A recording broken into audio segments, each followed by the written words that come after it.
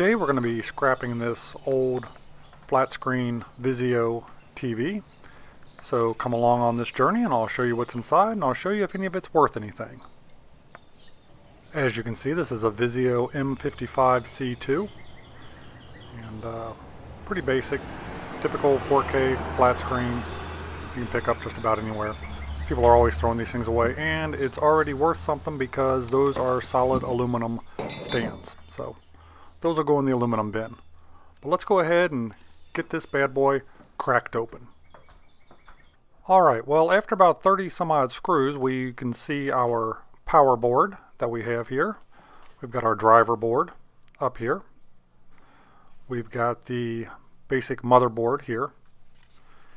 And we've also got, so it goes to a little heatsink thing I think there. I'm not exactly sure.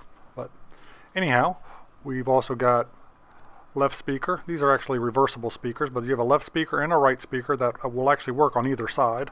And you've got the T-Con board. And that's about it.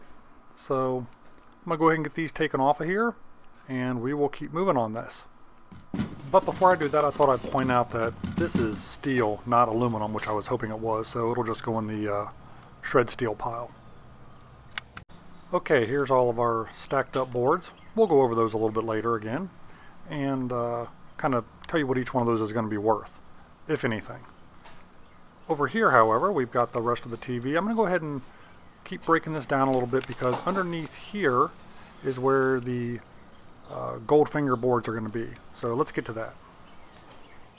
Okay, under that frame, as you can see, was what's commonly referred to as fingerboards, and these run the entire length of the bottom of the TV, and those are pretty cool for gold recovery if you want to do that.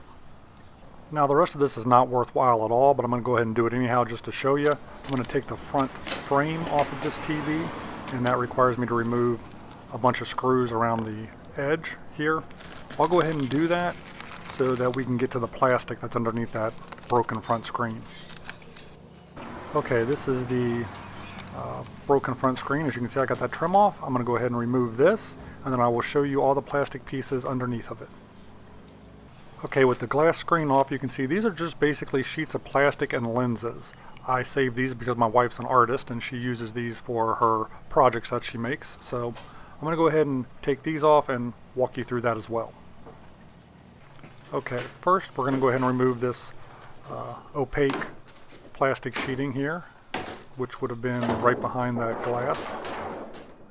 I'll see if I can get this removed, if I'm not too thoroughly defeated by these small pieces of tape, which are still keeping it attached at the top for some reason. And I can't really reach it very well, so we'll go ahead and just kind of pop those off there and move this sheet out of the way. It's a good little project sheet, a little matte sheet, whatever you want to use it for. This next sheet here is actually the lens of the TV, kind of like a Fresnel lens. Actually, let me show you that close up a little bit so you can kind of get an idea. I'm not sure what I'm going to use this for yet. I might have a project in mind for it, but it's not a firm Fresnel lens like the other ones I have, so maybe it has use, maybe it doesn't. Next up is what I actually consider one of the most useful sheets of plastic that are in this TV here.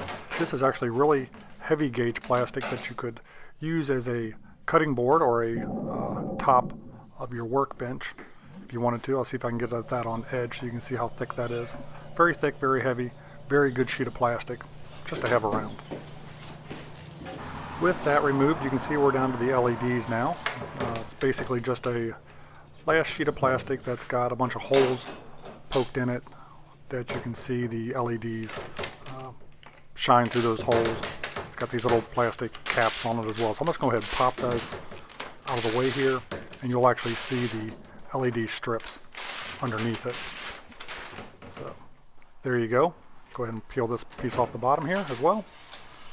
And that's it. Now if you're into electronics, you might have use for these LED strips. You can, keep the wiring harness and run power to them however you want. I don't have any use for them, so they're probably just going to end up in the scrap bag. Okay, everything's done. I'll show you what we've got here. You just saw me remove these plastic sheets. That's the first thing we're going to go ahead and set aside. And next we've got our 2 speakers and our 2 solid aluminum legs. Those will both be worth something. Let's move on to the internal components. We've got everything else right here. And I'll try to break this down for you. We've got some wire, which is pretty much useless, but we'll put it on our bulk wire. We've got all those LED strips with a little bit of copper on the back. Here we have our very long gold finger boards. Those will be stacked up for later use. There's our power board. There's our T-con board. There's our driver board. And lastly, there's our motherboard. Now, the motherboard and the power board will fetch, somewhere between $25, $30 each. Those other 2 smaller boards aren't worth much at all. But other than that, that's our haul for the day. We'll make somewhere between $50 and $70 for about 20 minutes worth of work.